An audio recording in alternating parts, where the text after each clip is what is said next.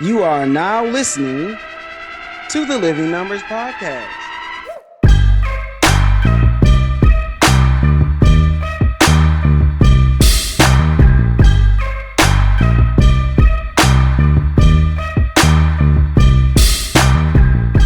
This is the Living Numbers Podcast, and I am your host, Tony Ramos. And as you all can see, I'm on the Zoom, and I have a very special person on, and you all know how we do. You know how we introduce our first time guests. We got to do it right. So this person, who I will tell y'all who it is in just a second, he hasn't heard this intro. He doesn't know what's going to be on there. So you are all going to see a genuine first time reaction if you're watching this on YouTube. By the way, definitely like, share, subscribe, download. Y'all know what time it is. Apple, YouTube, Spotify, Breaker. I'm everywhere. Just search it up, the Living Numbers Podcast. Without further ado, I have the Flat Top King, at least when he was young, Mr. Triple Play Baseball, the meanest uncle I used to know, but he's now Mr. Elliptical, and the real Tony of the family, my Uncle Tony. Say hello to the people. Well, listen, buddy, I have to say, after that intro, I don't know if I should shake your hand or hit you in the eye. So, but all jokes aside, I'm glad to be here. So proud of you, my man. I was the meanest uncle. I guess a lot of my other nieces and nephews say that now. I don't know if I'm mellow. I have a 13 and 14-year-old, so right. I haven't changed, right? So they probably think I'm a mean dad. But it's all good. It's all good. As long as we all get to where we want to go. Correct? Right. And so, like, we can stay there actually for a little bit, because I remember when we moved to Connecticut and we were living in New Britain in that huge house, and it was all family there. It was so cool just to have so many of us up under one roof and actually living together. Not like, oh, see y'all later, I got to go home. It was like, hey, let's go downstairs and play some more video games, or hey, what y'all want to eat? It was just like a never ending, I'm not gonna say party, but just to have all your family together so close. Like, I thought that was really cool. Like, how did that come about? Because I'm a kid at that time in elementary school, I believe. I just know I'm going to live with my dad's side of the family. Like, I don't know how those things happen because I'm not an adult. I'm not privy to those conversations. So, like, how did that happen? Yeah, excellent question. And it's so interesting because you're right. You guys were, you were in diapers, so you wouldn't know how it all transpired. But to answer your question, it was your Auntie D. Auntie D, we lived in Michigan at the time, and Auntie D had moved to Connecticut.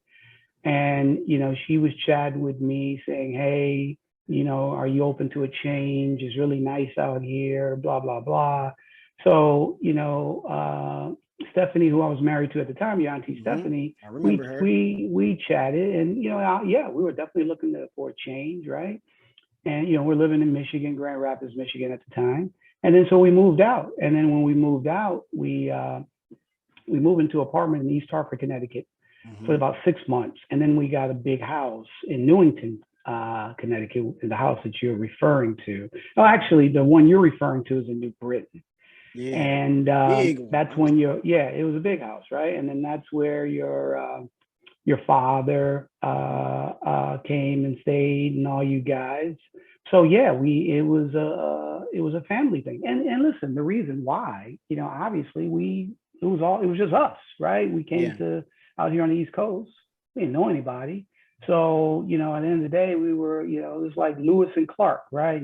Going through the wilderness and, trying to check out this new area and trying to make it, right? And you guys were young, and Samada and Randy and Antoine. Man. Yeah, so it was a family time. affair. And listen, I'm not gonna say it was tough, right? Because everybody's got kids, and obviously we all have our own different habits and stuff of that Mhm. nature. I was in the military, so I wanted some type of order. Oh, Um, oh yeah. so that was the dynamic, right? But at the end of the day, we all made it work. Right. I could see now being an adult and kind of running my house a certain way and then having friends and even family and kind of seeing how they run their house. I could see that being a little bit, at the very least, a little bit of a struggle. At the very most, like complete meltdowns, fights. I could definitely see that happening if you're kind of in it with the wrong people, for sure. Even Listen, with family. yeah. So even with the right people, right? That's gonna Yes. happen, Yeah. right? Because at the end of the day, you're grown adults. Everybody is trying to make a way. We all got kids. People, want to bring their kids up a certain way. Right. We all have different type of habits and stuff of that nature. We're all working. Kids going to school. For the most part, we were very, cleanliness was a big thing, for the family. So everybody wanted to make sure the house stayed clean and stuff of Right. that nature. But yeah, I mean, listen, it's just life, right? We're all going to come home from work, and then we're going to have to be on the wrong side of the bed, and the kids are going to be kids. So you guys are going to do what you do, Yeah, that's right? all we You knew. We was can't. just That's all. Yeah, yeah, yeah. hanging You can't out. just. You're not statues where we're just going to sit you there, and somebody comes in and they're like, "What is that?" Well, that's just a new statue we got, right? So you guys gonna do your thing, right? So yeah, there was definitely a lot of fights, and there was, but there was a lot of love though too, right? Yeah. And at the end of the day, it was a village. We all, Uncle Troy and myself, and Uncle Walt and Auntie D, Auntie Stephanie, we all, Kendall, Antoine, Kendra. Endo, Oh man. Antoine, Simone. So we all did what we did, right? And listen, that's not something that I would recommend for anybody, right? At the end of the day, you want to have your own spot with your own family and do your thing. But again, we came from the Midwest. We came from Michigan. We didn't know anybody. We didn't have anybody out here. So for us, it was better to stay together Mhm. and learn this new, again, this new area and this new adventure that we're on. And then eventually we all split up and we broke off, right? Right. But yeah, that was the time. That's how it all started, to answer your question. Ah, man, good times. I look back on those times so fondly. But so from there, we're going to introduce our first number. And for me, that number is 11 because that's how many schools I went to. So some in Connecticut, some in Detroit, some here in Houston where I live now. But moving was just it was a normal thing for us. So just it was nothing to be living in Oak Park and then living back in Detroit and then living in Connecticut. And then once we got to Houston, coming back from here and then going to Detroit back to stay with my mom, because with divorced parents, you're always in the middle, back and forth. And one thing that really suffered for me was sports. So I got a little story. So I started playing football. Now I look back, I'm like, why did my dad get us into baseball? And I asked him, my dad, who is Uncle Tony's brother, who I would definitely have on as well. He said, man, y'all didn't want to play baseball. I'm like, man, I could have been so good at baseball looking back now, but I'm sure because he was really good at baseball, right? Yeah, Troy was excellent at baseball. Yeah. Your father had a tryout with the Chicago Cubs. He went down to spring training. Yep, in Florida. So anyway, we played football. We all loved football. Me and my brother Troy, who made the intro music and the outro music. We played football together our 9th grade year. So that was just so cool to play with one of your siblings, because a lot of times siblings are further apart, and me and Troy are only 13 months, I think, something like that, because his birthday's in April and I'm a year later, but I'm in May. And so in that summer after 9th grade, some things transpired with my mom. I'll just say it that way. With mom and dad, and I came down to Houston. So I started playing football at Dobie High School. Now I'm 5'8" at that time, I'm probably 5'7", 130 pounds. I'm a small guy, but I could play. I work hard. I like to think that I had a good attitude, but I'm pretty sure looking back that there was probably a few questionable times in there. But I feel like on the football field, like I worked hard and I did what I was supposed to do. So ninth grade year, I played both ways in Oak Park. Ended up moving here, going to W High School. I played in 10th grade, but I missed the first 6 games because of UIM. So I can't play. I'm working my butt off in practice. They finally go, you know what? Screw it. We're not going to get the paperwork. We're just going to let you play. I scored 3 touchdowns in our final 4 games. So I'm like, okay, yeah, I'm making some headway, right? The next year, my dad's like, okay, we're moving. So you can't play football right now, but when we move, you can be able to join the team. You'll be able to play right away. I'm like, okay, cool. We did not end up moving until January. So I missed the whole season. Yeah. Heartbreaker. Listen, so, listen, at the end of the day, the way, and let's back up a little bit, where did we get this, this traveling syndrome, right? Yeah. And it was with your grandmother, who was my mother, right? When I was a kid, we moved around a lot as well, right? I mean, very rarely stayed in a house for a couple years, right? And so that was just what we knew, right? Right. And to be fair, when that happened, that wasn't good for us because we didn't have roots. And then we did that and had kids, and then that wasn't good for you guys. And at the end of the day, both set of parents wasn't thinking. They was just thinking about, hey, we got to do what we got to do.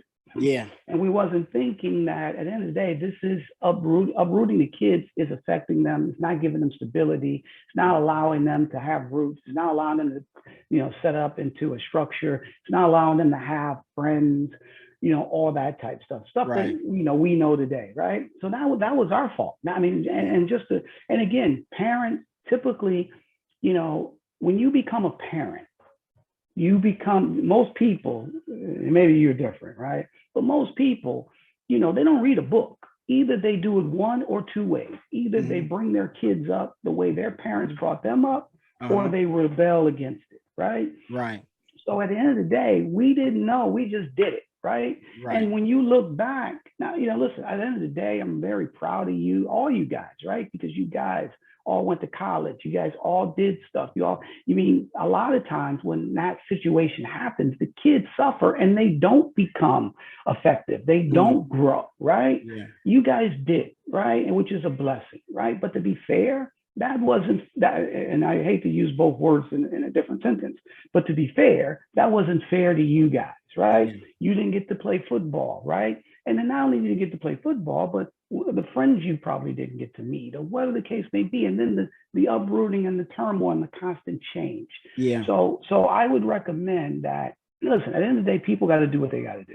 Right. However, at the end of the day, it's very important to have roots in an area and stay, especially if you have kids. Now, listen. You single, you can be a vagabond all you want. Nomad. Right? You can do whatever you want to be kung fu and walk the earth and see what you run into. That's fine.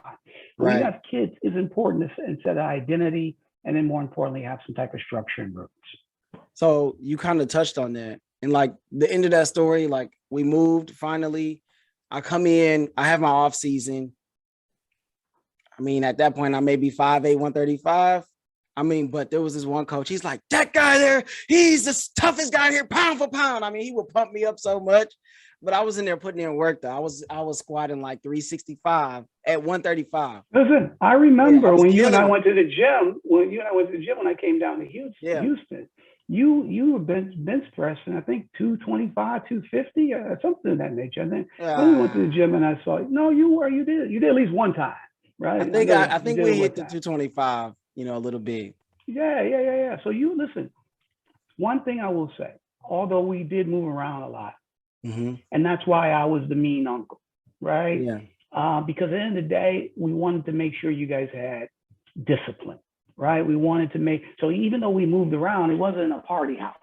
Right. Never. Stay up all night long and, and say, Dad, what's going on? And you pass me a Coke. It didn't operate like that, right? So in the day, you guys had rules, structure, chores, Yes, and you for wasn't sure. afraid. And you knew what hard work was, right? So at the end of the Uh-huh. day, that right there was also embedded in you, A hundred right? percent. And A hundred there's no percent. question, no question, right? So to be fair, even though we moved around a lot and it was a big house, we had everybody there, there was still a dynamic of the family making sure that the kids grew up the right way from a discipline standpoint, structure, Mhm. and hard work.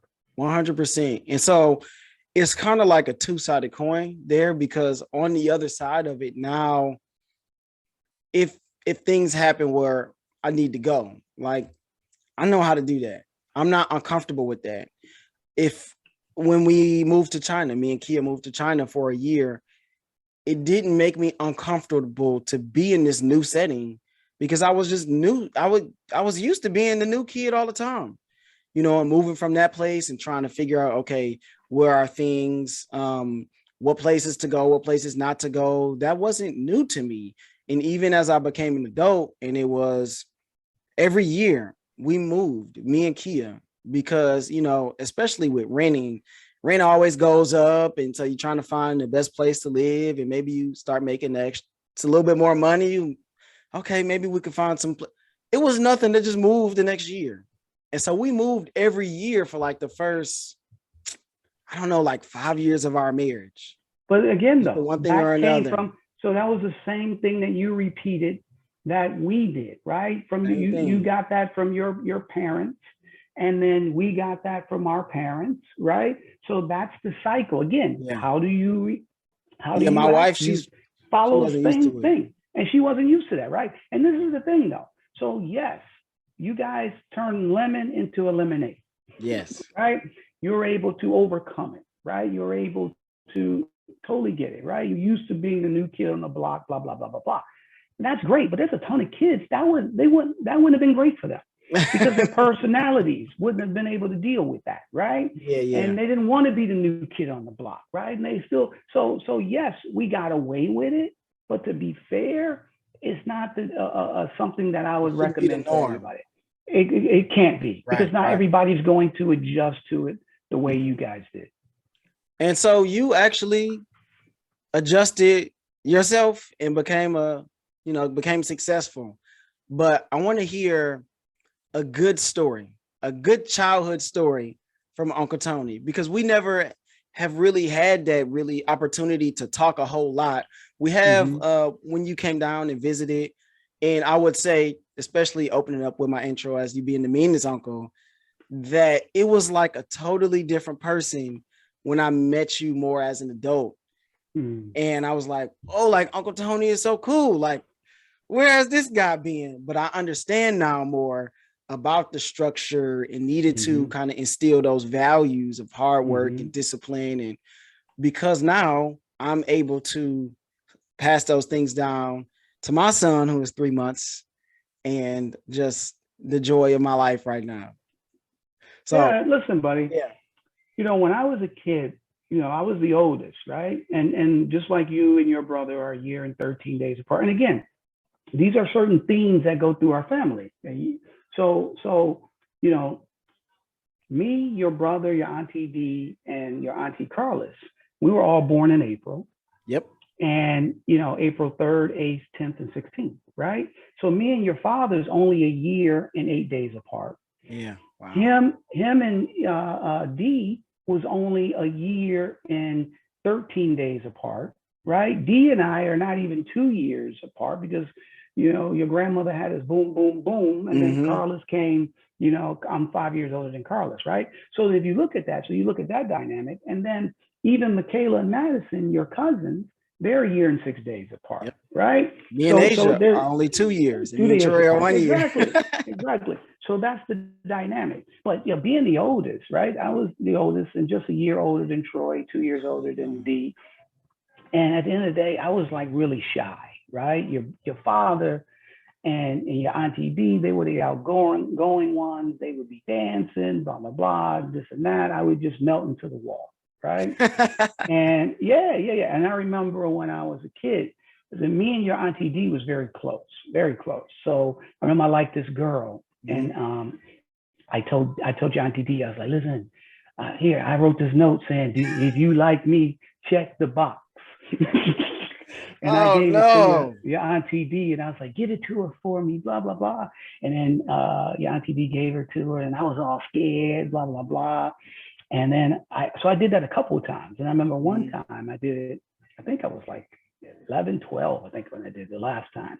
And the girl was like, if you like me, you don't need to have your sister tell me. You just tell me, blah, blah, blah. And I just plugged my ears up. I didn't want the stupid stuff you do when you like somebody and you're so young, right? Yeah. So that's one thing. And then me and your brother used to play sports all the time. I mean, we just grew up playing, not me and your brother, me and your father used to play sports all the time. We grew up playing sports. And then this was the thing. So me being the oldest, I always would say I was better than your brother. I mean, your father, right? But to be fair, your father was better than me when it came to playing baseball. He was a better hitter. I was really good on defense. I used to play, shortstop and outfield. I had a strong arm. I'd throw you out. But your father could pitch. He played first base. He was a great hitter. But I never told him that until I think when he got to try out with the Cubs, right? What else when I was a kid? Probably meant a lot to him too. Oh, well, listen, at the end of the day, me and your father was very competitive, right? So, we were all Aries. We all wanted, and that was the dynamic in the household. We all Aries. We all wanted to make our own mark. If you know anything about the sign Aries, we're all leaders. We're all impatient, the whole 9 yards, right? So, it's just a fight waiting to happen, right? But at the end of the day, we were very competitive, right? Even me and D and Carlos, the whole 9 yards. So when we played stuff, the first person that we would try to be better than would be each other, right? So that was a major dynamic because, I want to show that I'm better than him. He's trying to show that he's better than me, right? And then we start getting with our friends, right? And then we're trying to keep that dynamic. And then not only that, we're trying to be better than our friends, right? But at the end of the day, if we're not better than our friends, at least I can say I'm better than my brother, or he can say the same thing. I'm better than my older brother, blah, blah, blah, blah, blah. Right. But y'all were some of the best players though, right? Yeah, so we were, because at the end of the day, we played all the time. We had a passion for sports. And, it's totally different today. When we grew up, you could get 18 kids to play baseball, right? You just go up and down the neighborhood and it would be you could get 22 kids to play football, right? Today, that's just not the case, right? Not at all. So when we were kids, everybody in our neighborhood played sports. Everybody. I mean, everybody. So it was just, and at the end of the day, if you wanted to play and you wanted to get picked on a team, you had to be good. Yep. You had to be good. And none of that everybody plays stuff. None of that everybody plays stuff. If you didn't get picked, you didn't play. Yeah. Okay? Back to the neighborhood. You got to go figure it out and get better because exactly that was it. Exactly. So it was good, but I can tell you this one funny story to answer your question. So okay. We went to Poughkeepsie, New York for the summer. And we were in, I think the city was Hyde Park, which is right outside of Poughkeepsie, New York. We were 12, 13 years old, right? So we were on these bikes, right? And there was this big hill. So we rode up this big hill. So the fun part was riding down the hill, right? And going as fast as you can, right? Right. So then we got all the way up this hill. And then we saw these girls. We're like, there's the girls. Let's get them.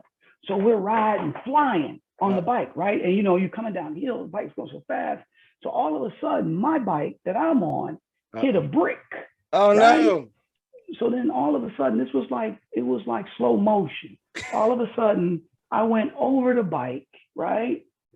And then I hit the ground, boom. And it was like a cartoon. When I hit the ground, then I looked up and then the bike came crashing down on my neck. No. Yeah. And that listen, sounds terrible. We didn't have any health insurance. So of course not. At the end of the day, there wasn't no health insurance. So you get patched up. Don't get hurt. And you go back out and play, right? So I still got, oh man, I was all messed up. I still got scar here. I think it's this elbow. When I hit, it was bleeding the whole 9 yards. But hey, I wiped it off and we kept playing. Oh my goodness. That sounds like the worst. Nowadays, oh man, they be calling the ambulance and everything else. Listen, you kidding me? Ambulance. They be giving you last rites. Okay. You know, we didn't grow up with health insurance either. Talking about passing No, stuff down. It was just don't get hurt. don't get. I So don't have I tell you this. Your father, we were in elementary, so I think he was 10. And you know the staircases that go up, you come into, and then you go to the second floor. So I guess somebody dared him or whatever the case may be. So Uh-oh. he jumped off the staircase and he broke his leg, right? So they rushed him to the hospital. They put a cast on his leg, obviously, right? Mhm. So he was supposed to come back after, I think they said the cast needed to stay on there 8 weeks, 12 weeks, Right. what the case may be, right? And then he's supposed to come back and then they'll check the leg. Everything's good. They take the cast off, right? But again, we didn't have no health insurance, right? So, so we never went back. The cast just ended up falling off. The same thing happened to And me. the cast fell off after a while, and then he still be able to move the leg, and he was good. Oh man. And that was it. And that was it. Quickly, I fractured my wrist. And if you can see, it's like a bump right here. Went, got a cast on all the way up to here. We never went back. We just soaked the cast in water, took it off with some pliers. That was it. Listen, at least you guys took it off with pliers. Your father ran out of the cast. The cast just fell off. It became decayed. It just fell off. It became That's sawdust. terrible. All right. And then that was it. Never went back. I mean, seriously, I mean, at the end of the day, you know, my daughters go to the doctor for everything, right? Yeah, checkup, blah, blah, blah, this and that. We didn't go to no doctor. Dentist? You kidding me? I never went to the dentist until I got grown and got my own. I went one time when playing high school baseball. I got hit in the mouth. And then my 2 front teeth got bent to the root of my mouth. And then I had to go. And then they straightened them out and put braces on. And then I take that back. I had to go back for them to take the braces off. That was it. But that was the only time I went to the dentist. Wow. Okay. Let's shift gears here. Our next number is 3. So this segue here is kind of into the work world, right? So we talked about being kids and growing up and all of the ridiculous things that we had to go through one way or another. And so eventually you have to join the workforce, right? You have to get a job. And so as I was thinking, I was like, okay, what are some of the best bosses that I've had? I'll share one and then I'll let you share one. Okay, cool. So the first boss that I had that was really, really good, that I really felt like this person allowed me to grow and kind of pushed me. Her name was Julia. I worked at iMasters. It's now VisionWorks selling eyeglasses. And at the time I was working at Forever 21 and I had worked there for about 2.5 years. I was a head cashier, actually. I felt like I had put in the work to have an opportunity to become assistant manager. We was running through managers like crazy. We ran through like maybe 4 or 5 assistant managers. I'm like, yo, we can't do any worse. At least give me a shot. So they just never did. I even applied online, and then not the general manager, but the district manager asked our store manager, like, hey, doesn't this person work for us? So nothing came of it. So I'm like, okay, bet. So when you're doing a good job, and I'm sure you notice this, you probably have done it and have had it done to you. When other people come into wherever you work and they see you do a good job, they pretty much try to poach you and steal you away.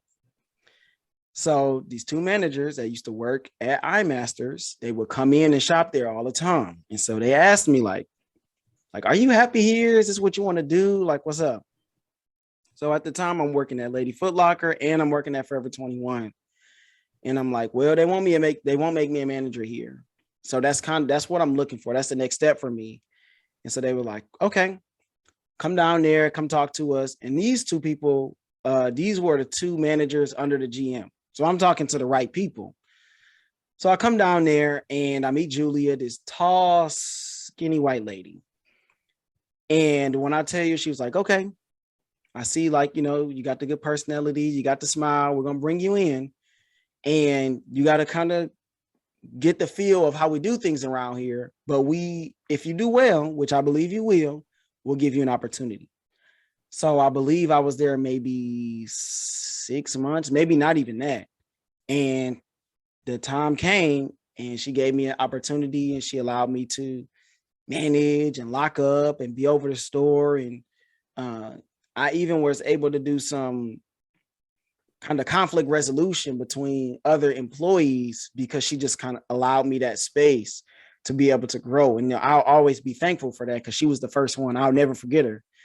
So who's a boss that you've had, a manager at a place where they just kind of allowed you that opportunity? Yeah. So number one, that's a great story. Thanks for sharing, my friend. And listen, you said it, right? It's about, having somebody to empower you, and, and by doing, and listen, it's up to you. Right. However, by you doing the things you need to do, opportunities should come your way, and you should not, you should not miss those, right? You should take advantage of those, but at least should be an opportunity for you to take it to the next level. So for me, listen, I've been fortunate. I've had a lot of really good bosses, right? And they, pretty much for the most part, they always gave me that, autonomy to be able to do my thing and grow. However, to your question, I will say there was one gentleman, his name was Alan Dunstan. And this is when I was working in the city, New York City. This was my first job in the city. And I worked at a company called Newspapers First.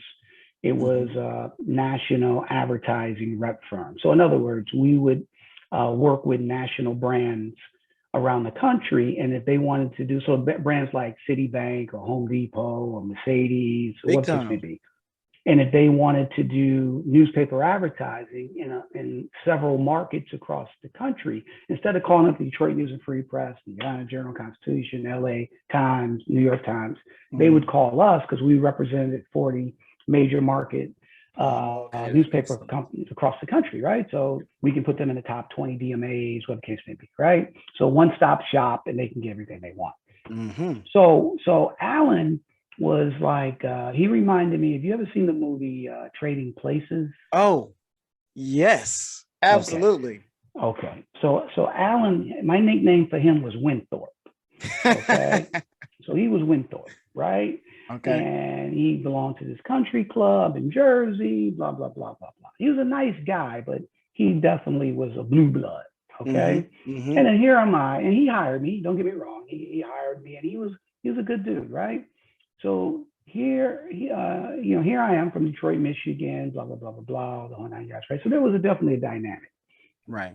So one of the things with Alan is that, he would push me, and I would get mad, but I would never say anything, because at the end of the day, your grandmother always taught me to, give 100% no matter what, right? So Alan would say, he would give me a task, and then I would come back and do the task. And he said, well, I don't know if that's 100% right.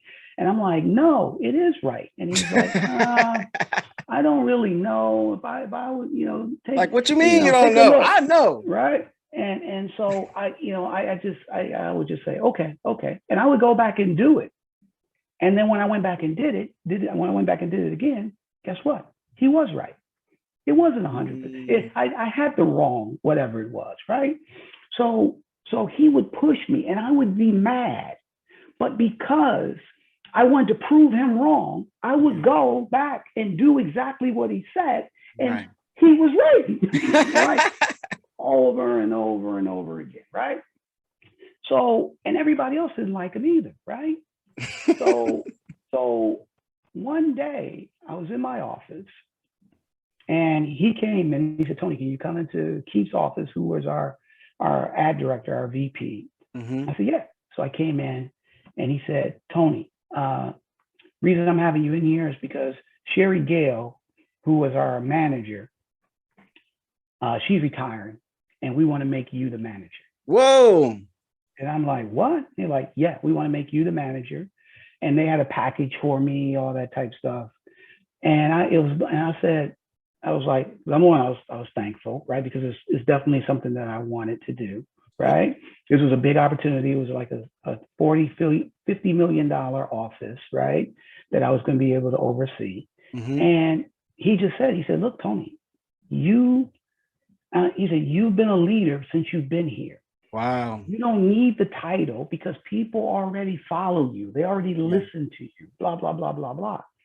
And what I learned out of that situation is that I would have never got that opportunity had Alan not pushed me, right? Because he pushed me. And because I was hard headed, and instead of fighting back, I just went on and did exactly what he asked me to do. And by doing what he asked me to do, it helped me grow. It helped me come to a whole nother level in terms of how I do business, how I find out information, how I communicate, the whole nine yards. Because yes, the information and all the stuff I gave him, it was satisfactory, but it wasn't at the level that he was expecting, at least from me, right?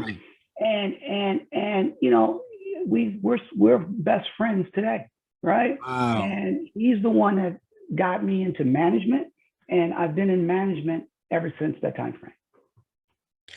Okay, I got two more. One, my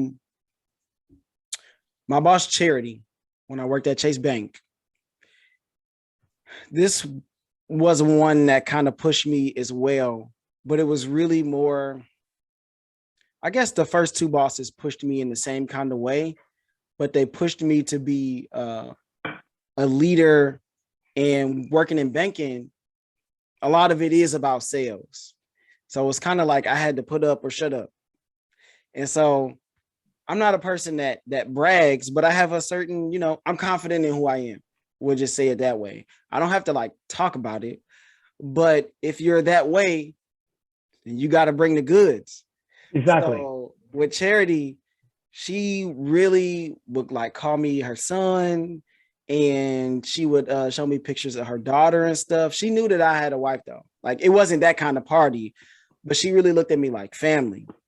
So that's one of those things that I learned from her is like, you don't have to be one of those bosses that's like trying to make people afraid of you. No, that kind of totally thing. Totally agree. But she, at the same time, like she had expectations. And as long as I was doing what I was supposed to, and you know, making those headways with the leads and stuff that she gave me. And I had to do stuff that I didn't necessarily want to do, like the calling and all. I'm like, you know, just get him in here. You get him in here, I can talk to him. We'll be A-okay. But, you know, that's not always the job. You got to do stuff that you don't want to do. But she just really gave me kind of like that leeway to kind of put my stamp on the branch. And, you know, she would call me in and she would ask me what I thought of stuff or ask me to handle certain clients. So she really trusted me there as a leader. Like you said, it wasn't even about a title, because at that place, it was more after your branch manager. I mean, they did away with assistant managers. You kind of had like the cashier, not cashier, but the teller side, and then you had the banker side. It really wasn't any in between. Either you was a banker, you was the manager, like that was really it. So she kind of made me a leader, even though there was no title to be had. And, you know, you just kind of take that on if you're up to it, which I was. I'm like, yeah, you know, let me help, because I felt like I was good at what I did. So I'm like, yeah, let me help the next banker. Will we have somebody new? Even on the teller side, I started there. I can help whomever. So kind of like what you just touched on, like be a leader, whether you have the title or not. And like that will definitely follow you, because other people will notice, they'll see it. And like you said, the opportunity will knock most of the time. There's no question. So there's a lot of people who have titles and they're not leaders. Oh man. Okay. And so there's no, you can be the lowest person on the totem pole in your industry, in your office, and be a leader. Right. So I 100% agree. Do not get caught up in titles, because at the end of the day, titles mean nothing.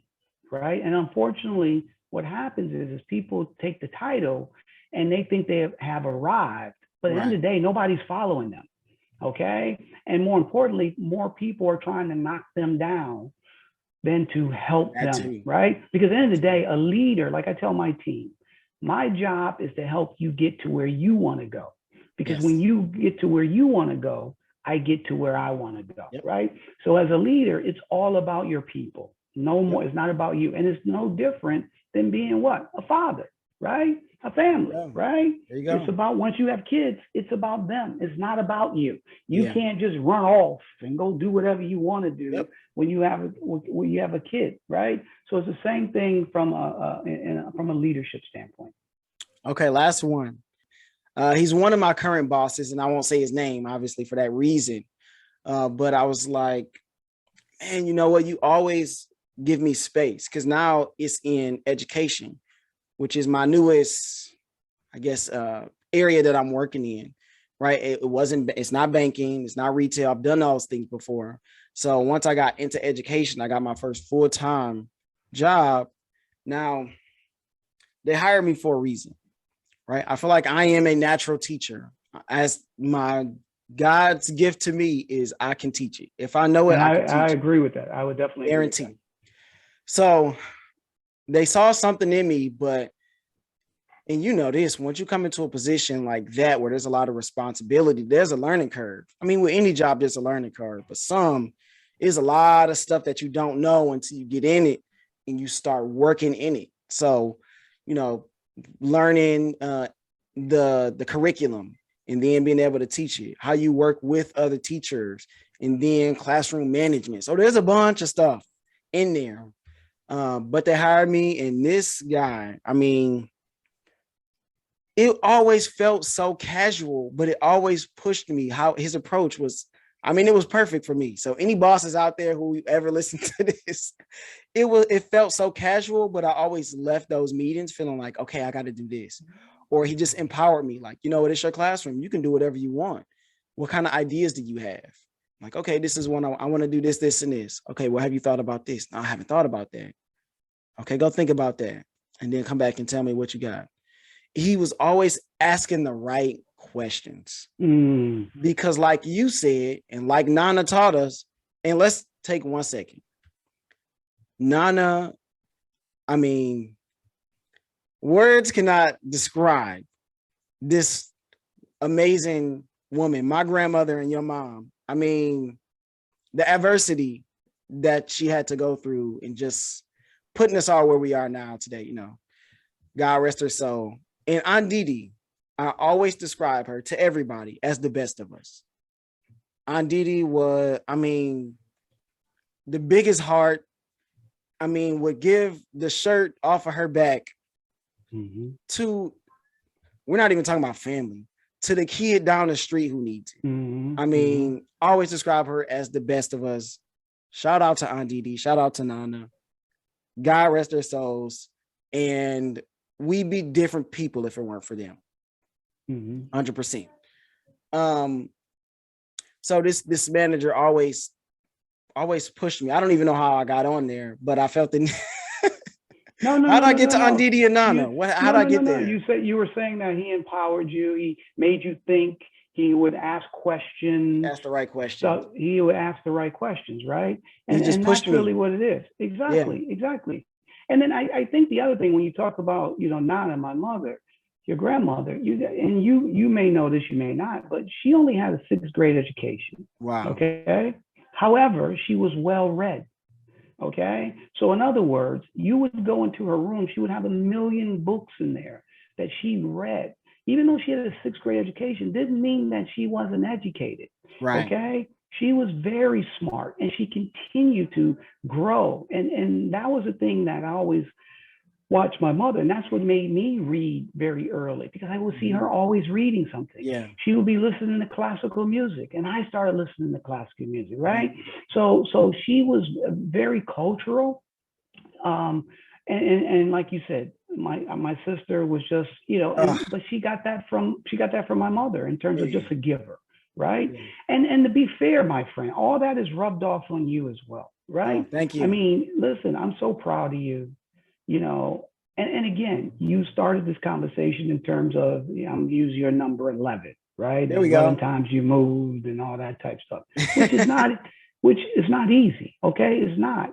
And to see you the way I see you now, and how you have grown and you've just become just an awesome man and a leader, and you had a beautiful wife and you're building a beautiful family, and Tony Rambles, stepping out there and making stuff happen and having these conversations with people.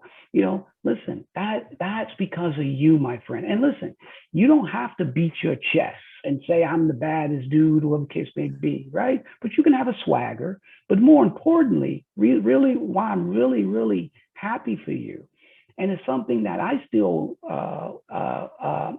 still struggle with, right? And the key is the word fear, right? And if you spell that word out, if you spell it, it's FEAR, right? But most people don't understand that fear stands for false evidence appearing real, right? So 80-90% of the things that we worry or think that's going to happen, it doesn't. It's baloney. It's in our head, right? And to see you jump out and don't, it reminds me of, you ever watch Empire Strike Back, right? Oh yeah. Okay. Star Wars. And you remember, was it? Yeah. So you remember where Darth Vader and Luke get into a fight, right? Yep. And then Darth Vader backs Luke up, and Luke falls into this little hole, right? And then he was like, "Oh, this is real easy." The next thing you know, Luke comes flying out, and then Darth Vader says, "Impressive, impressive indeed. You have conquered your fear," right? And I always love that, right? Because that's really what it's about in life, right? Yes. Is that we 100%. have strength and power and talent, but at the end of the day, we don't utilize it because that false evidence appearing real stopping us. So this is the one thing, though, I can say, social media has only been around since 2006. Fear has been stopping man since the beginning of time. Okay. Touche. Okay. So the bottom line is that is our kryptonite. And this is the thing. If you wasn't, think about it this way. If you could do anything and you knew you wasn't going to fail at it, right? What would you be doing? You see my point here? Yeah. So at the end of the day, we put limits on ourselves. And when I'm saying I'm talking about myself as well, right? And these are the things that I continue to work on, right? Is these self-imposing limits that is only right here, right? And you're a proof of it as I'm sitting here chatting with you, my friend, right? So what I'm going to tell you is keep doing what you're doing, keep stretching, and nothing grows in a comfort zone, okay? The only way to grow is to be uncomfortable, right? Because when you're uncomfortable, that means you're learning and you're not skating. Okay. Speaking of uncomfortable, I know I threw this one to you when we had our little pre-production meeting, right? And there's this documentary out right now called LuLaRich. And it's pretty much about this pyramid scheme where they had people selling leggings. And so they settled this case for $4.75 million. And there was also this other scheme that I looked up and I was like, oh man, you may have heard about it. AT&T lost $201 million because this guy basically blackmailed people to unlock phones. So he had a way to do it, and then he would say, well, get these people over to me and I'll unlock their phone. So he had something that he was holding over these people. So have you ever been to one of those meetings, where somebody, you go, oh man, look, what you got going on? They go, oh man, I got this new thing that I'm doing, man. It's awesome. You go, okay, what is it? They go, oh man, come over, man. 7:00. I got some people coming over. We'll have some pizza. And you're like, okay, cool. And then you walk in and they're selling something like knives or coffee or Kirby vacuums is my dad's favorite one. So, okay, I've been to a couple of those and you walk in and they got the little table set up. Maybe it's a Amway or something. And you're like, oh, they got me. No way. Yeah, I mean, listen, I'm going to sit here and answer your question. Absolutely. Ah, I have, and I'll tell you this too. I was involved for a couple years, okay, in the okay. Amway business. Yeah, Okay. there you go.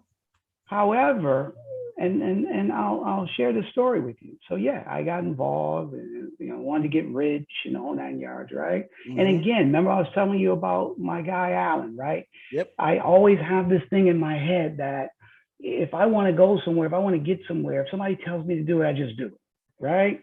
Mm-hmm. So in the Amway business, buddy, I did whatever they told me. So if they said, hey, read these books, How to Win Friends, Influence People, The Power of Positive Thinking, blah, blah, blah, Think and Grow Rich by Napoleon Hill. I would read them all, right? Listen Uh-huh. to these motivational tapes, blah, blah, blah, Yeah. blah, blah. I would listen to them. Come to this seminar. Me and your auntie Stephanie, we would spend all our money. We would take the money from, the rent and would do whatever. And we would go, and you know what? I'll be honest with you, I didn't make a nickel. Ah, However, okay. however, Turn it around for us. however, I remember being in my office. I was so depressed. I didn't want to go home because the bill collectors was calling and they stopped calling at 9 o'clock at night. All right.